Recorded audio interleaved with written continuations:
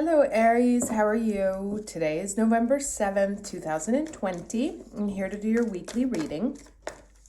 There's some interesting transits this week, one we've definitely been waiting for. On Monday, Venus is opposite Mars in Aries. The Sun trines almost all of the generational planets today or this week. So Sun trines Neptune, then it sextiles Pluto and Jupiter at the end of the week. Mercury moves into Scorpio on the 10th, tracing its steps of retrograde. And so there's two kind of big moments. On the 12th, Jupiter does its final conjunction with Pluto. There was one in April and one in June, and now this is the final pass. And they're both direct here. And it's been hard to tell who's been running what transit this year because there have been so many transits. And it's been impossible to pick apart what's kind of going on. But Jupiter and Pluto is very much about authenticity, power, death and rebirth, but rebirth in a more authentic way. Finding your true calling, finding it is what you're meant to do, finding what it is that you truly desire. And then the day after that happens, Mars goes direct. Now, I have a feeling that the Sun trining Neptune and sextiling the Pluto and Jupiter is meant to cast light on some questions you've been asking yourself over the year about what it is that you truly desire, what you want, what you hope to be, what your big vision is in life, what you want to bring to the world, because those are generational planets. So they're not like our small questions, like what do I want to earn or what do I want to say? What do I think about this? They're very big planets with big questions. So I feel like there's going to be some light cast on some of the bigger questions you've been asking yourself over the course of the year. And then next week, there's some very interesting transits. Next week looks a little harsher, actually. So this week should be relatively pleasant on a personal level, if you'll allow it. Let's put it that way. Obviously, in the US, 50% of people are going to be quite disappointed with the result, no matter how it goes. But if you focus on your own personal sphere, you are able to control the level of happiness that you feel. So, moving on. Oh my God, this came out before in a reading I did for someone else. Interesting. So anyway, can I get the energy, please, for Aries, week of November 7th? Energy for Aries, week of November 7th.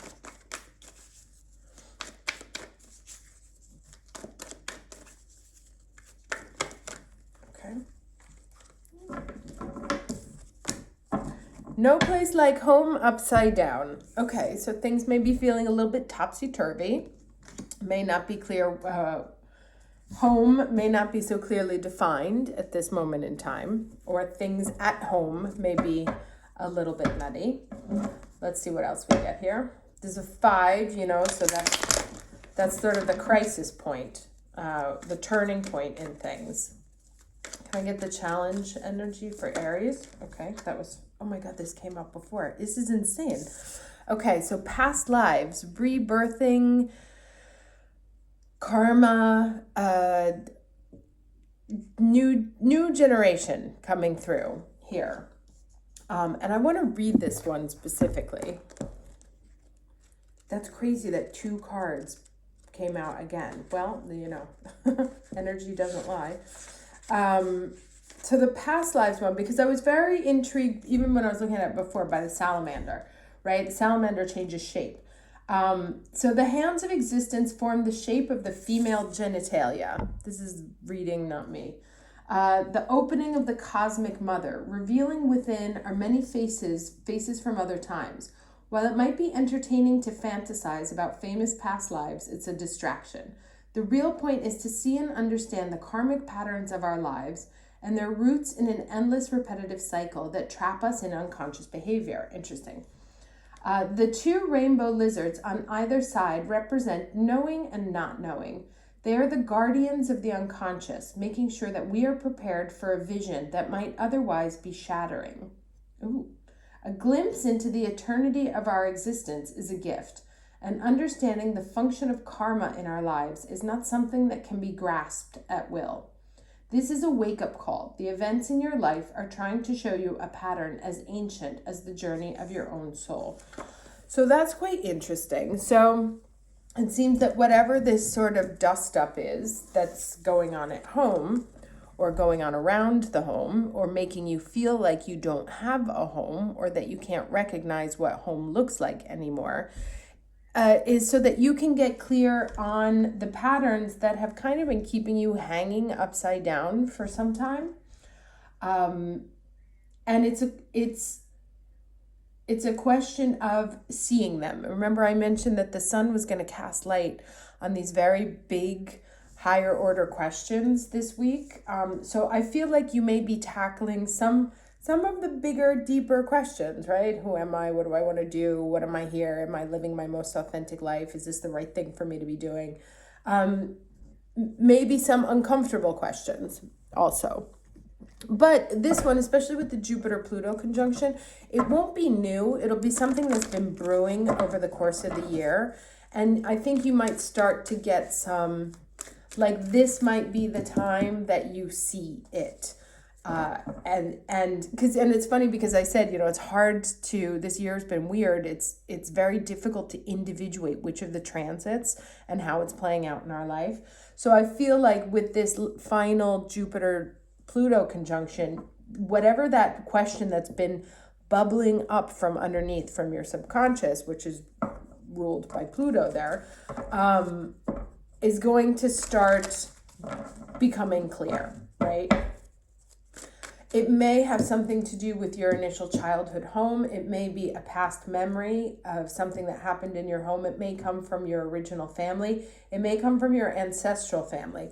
But there's some sort of pattern that's coming up for view now that needs to be looked at. Let's get, what's the lesson, please? What is the lesson, please, for Aries for the week of Mother Mary, love and peace. Let go of the need to be right. Choose peace. Mother healing is possible at this time. Okay, and so that's quite interesting with the no place like home card coming up here, that perhaps, oh, and look, and I'm wearing purple today. That's wild. Violet flames of protection. Some of you may have some issues with your mother that have been causing certain behaviors. Some may have, as mothers, may be worrying about their behaviors. Like, is this how good moms behave? Is this how should I behave as a mother? Or what did my mother do that I don't want to carry forward anymore? Or what did my mother teach me? And it may be to choose peace and stop fighting, to let go of the need to be right and practice compassion. Let's see what else. Can I get 2 cards, please? Beginning and ending energy. 2 cards for the beginning and ending energy.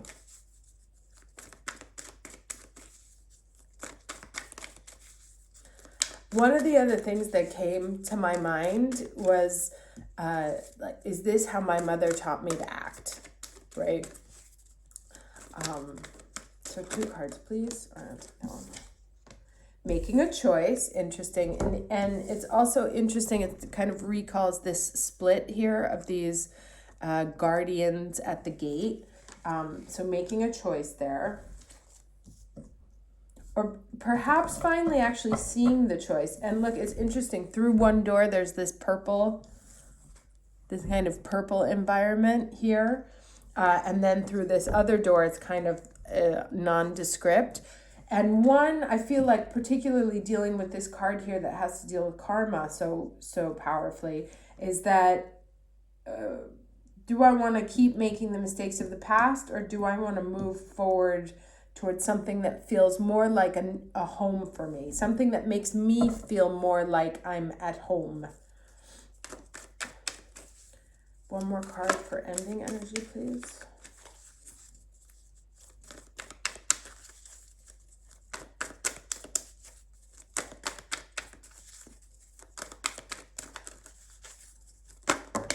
Okay, I'm going to just take this top one. Okay.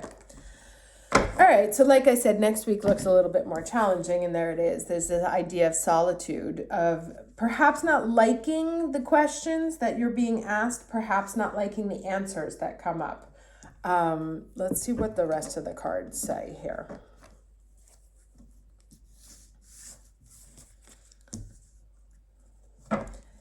It's a weird energy. It's kind of all over the place, which I imagine is reflecting kind of what's happening right now. I know in Europe, we've been placed back into, can't say the word because then YouTube flags the video, but we are currently at home as we were in the spring. Oh, that's interesting. I didn't even think about that. Yes, that some of us are currently hanging out in our houses again like we were back in April when the first Jupiter-Pluto conjunction happened. And here we are repeating our patterns from April. 3 more, please. 3 cards for Aries here.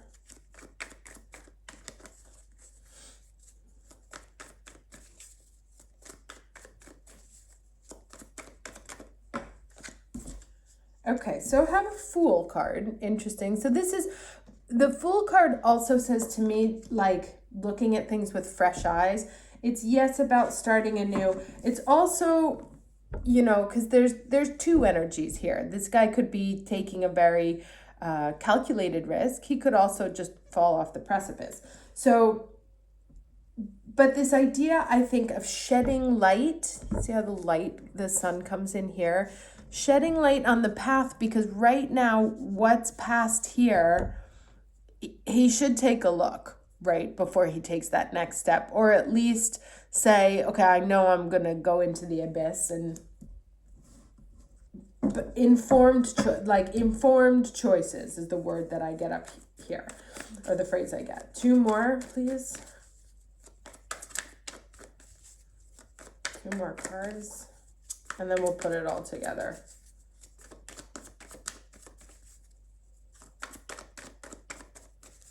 Two more cards for Aries for the week of November 7th. Okay. 3 of Cups, which is actually a quite celebratory energy. And then the 6 of Swords, so moving on. I want to clarify what this 3 of Cups means here. And this, you know, they're both 3. So it may be that, you know, you get this information, you're able to celebrate, like things become clear. You're able to make this choice, and that's something to celebrate about, but it also means moving forward. Or there's a new path. I mean, we could also look at it this way, you know, if we want to talk election stuff here. There's a new story, someone will celebrate and someone will not be happy about moving forward. But I think in your own, let me clarify the 3 of Cups. Can you clarify 3 of Cups for me, please?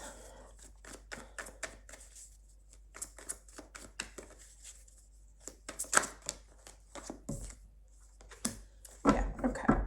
So, all right, so 3 of Cups, clarified by 5 of Swords, right? So he's still holding the 3. 2 people have to walk away. There's something to celebrate, though it's going to be, I would say, bittersweet. It moves from the 5 to the 6, right? Because he gets this victory, and then has to move forward. It's not like a really exciting moving forward, but so to me it looks like this, right? There's some sort of situation that has sort of uprooted, unended, made you feel uncomfortable at home, made you feel like you don't know what home looks like, you don't know where home is anymore, you don't recognize the home that you're in, situation. And whatever it is karmically based. So it's either you're paying back or it's coming back to you. There is a coming around, a changing of the guards, an entry from one portal into another, with based on some sort of choice, right? Of, do we want to go towards the past? Do we want to repeat the past, or do we want to go forward? And the answer here is yes on the moving forward. However, it's not, as you can see, it's not going to be joyous. There's going to be followed by this moment of solitude afterwards. So it's there's a clear shift here in the energy that there's a moment of celebration. I believe whatever it is, it's like you get the answers, like you figure out the answer to whatever this question is, which is great. You get the answer you were finally looking for. But in that getting the answer of looking for and the moving forward, something is lost. Something is lost, and it may make you feel lonely, or that there's only one left standing, right? But it's not, it's quite actually like a sort of somber progression of events. Let me get a piece of advice here.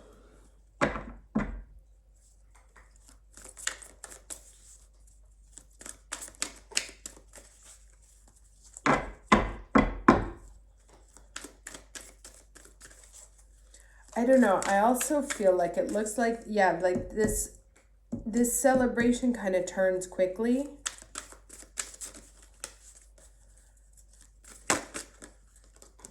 What do we have here? Rest.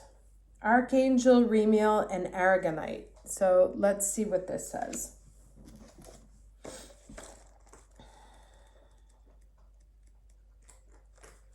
We bring you the gift of rest. We ask you to reflect on what you truly need. Do you need a break for an hour or so now to relax and recharge? Or do you need to change your lifestyle to more regularly include rest so you sustain your vitality, sense of well-being, and creative energy? Do you need rest that is active, that helps you switch off your mind and come out of your head into your body?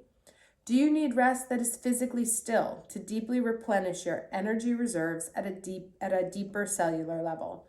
Do you need mental rest to let go of worry and stress? And I would say yes. I actually want to do a little piece on this from a neuroscientific point of view, because I'm very concerned about what we are allowing to do to ourself and to our own mental state at the hands of what is basically a game of power at a level that we don't participate in. You know, all these elections, the divisive nature of these things, pitting populations one against the other so that we kill each other and they don't have to do it for us. Staying glued to TVs for hours while they actively incite anxiety and fear in the people at home watching it, which has tremendous negative repercussions on your brain. Even like physically, your brain can change structure from the amount of anxiety you allow it to feel.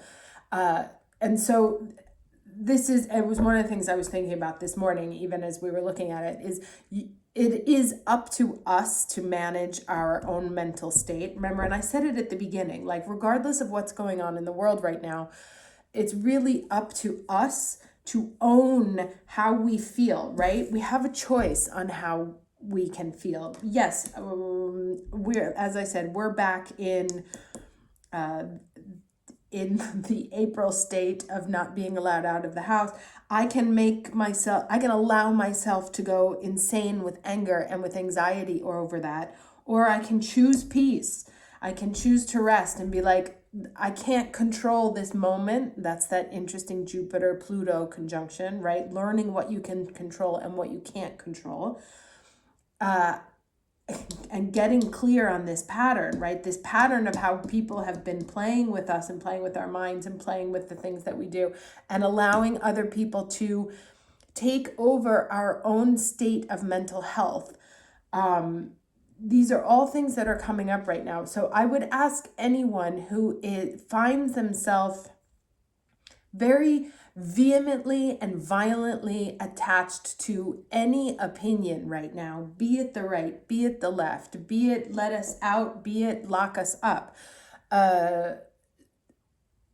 Either way, that is an active choice to allow your mind to stay in a state of anxiety and fear. And ultimately where it ends up is in quite an uncomfortable and potentially frightening space the longer you allow yourself to stay in a state of anxiety and a state of fear. And I say this again from a neuroscientific point of view.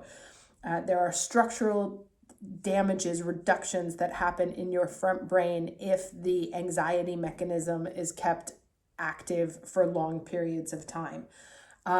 It's not something that happens overnight, but the more anxious you get, the more anxious your body will allow you to get, and it gets harder and harder to step out of it.